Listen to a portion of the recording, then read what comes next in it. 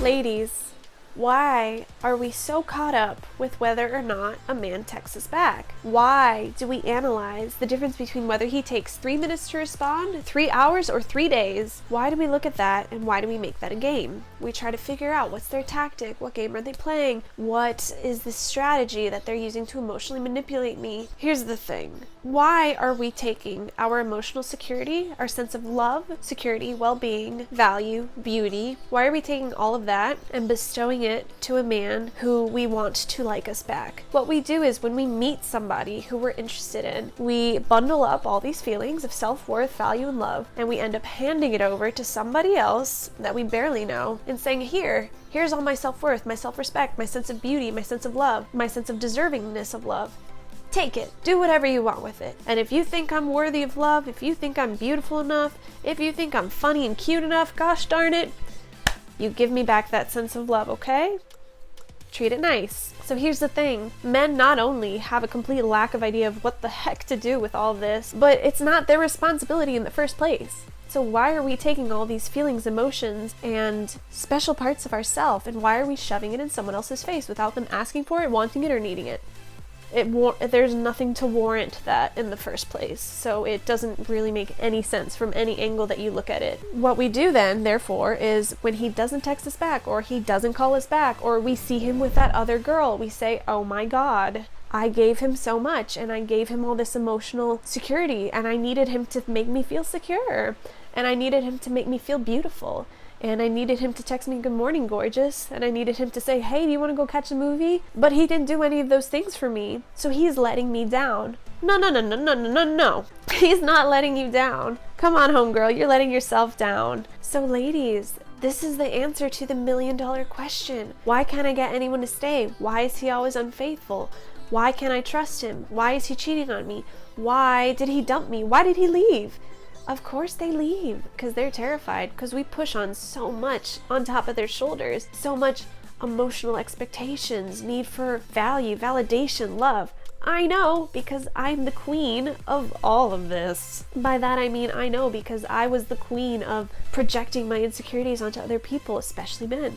I was the queen of projecting my need for love, validation, words of affirmation, values of beauty and all of that. I projected it like non-stop onto men. Every man that I would see. If it was a stranger walking past me on the street and he would look at me a certain way that was like, ugh, or look at me a certain way that was like, not her, or just make some sort of a comment, I would be like, my sense of value would just drop, diminish. I'd be like, wow, I did not get that man's attention, or oh my god, he doesn't think I'm attractive, or he didn't even want to talk to me for more than 30 seconds. I clearly must be incompetent.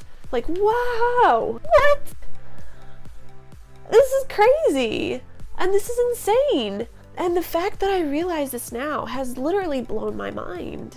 I was projecting all those feelings of needing to be told that I'm beautiful and that I'm sexy and that I'm intelligent and that, yes, I am good enough. I was projecting that onto a man. So now I'm throwing all those ideas away. I'm throwing all of that in the trash. I don't need that. I don't want that. I don't want that kind of pressure on my life. And I certainly don't want to put that kind of pressure on any other partner I ever have, because that's not fair. That's not fair.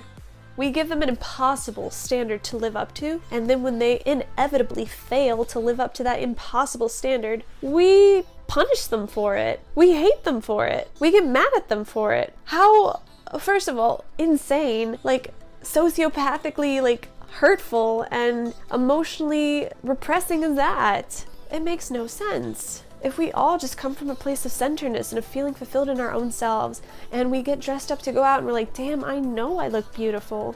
God, look at me. And if he looks up and he's just like, hey, you look nice, we'll be like, good, I look fantastic. And I know I do, and I don't need you to tell me that. But thank you for your compliment anyway. If we feel happy and fulfilled in our jobs, when we get the promotion or when we get assigned the project, we can come home and dance and drink a cup of wine by ourselves. And then when they come back and they're like, oh, good for you, we can be like, I know, right? Isn't it great?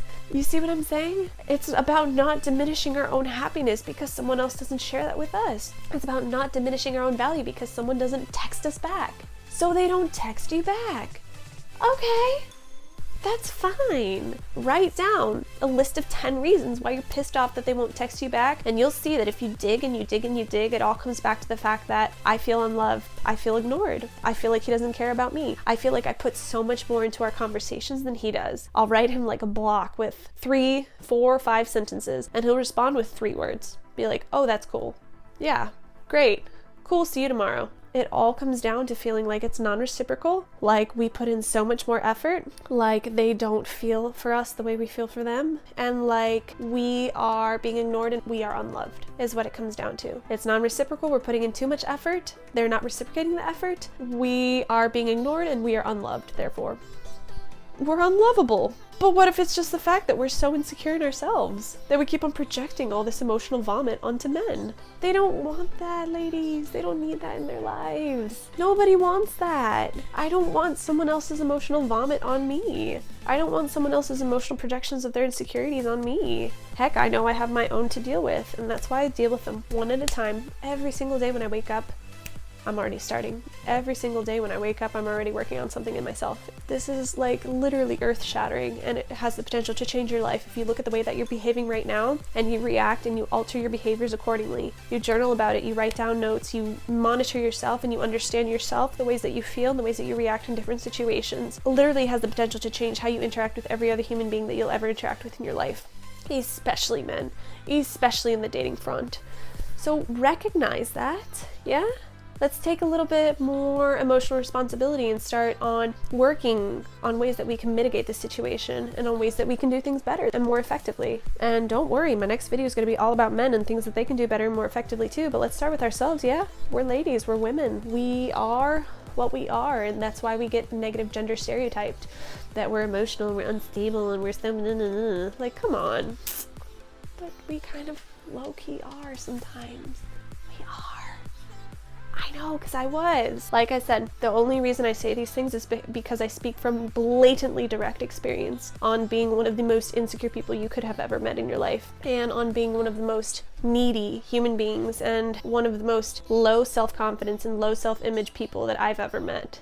I was that. So, that being said, if you don't feel good enough in and of yourself, you're never going to be happy with another human being. What I did is I have been searching my whole post-puberty life for happiness through a man, for happiness through another human being. My first form of attention as a woman was of sexual attraction for men.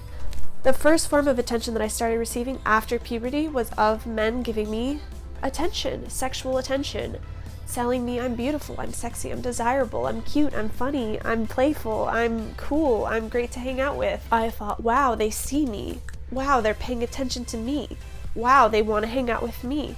Wow, they want to date me. So we as women are being conditioned into getting a sense of self-value and self-fulfillment based off of how many compliments we get from a man a day, based off of how many people try to ask us out a week, based off of how many likes we get on that bikini photo on Instagram that we posted. Do you see what I'm saying? So if I post a photo in lingerie or a bikini on Instagram and I don't get any likes, what does that mean? It means I'm obviously not as beautiful as the person who got 500 likes in 30 minutes. It means I'm obviously not as good. It means there's something wrong with my body. There's something wrong with me. That's what society teaches us. But what I'm saying is that don't ever rely on another human being to tell you that you're good enough.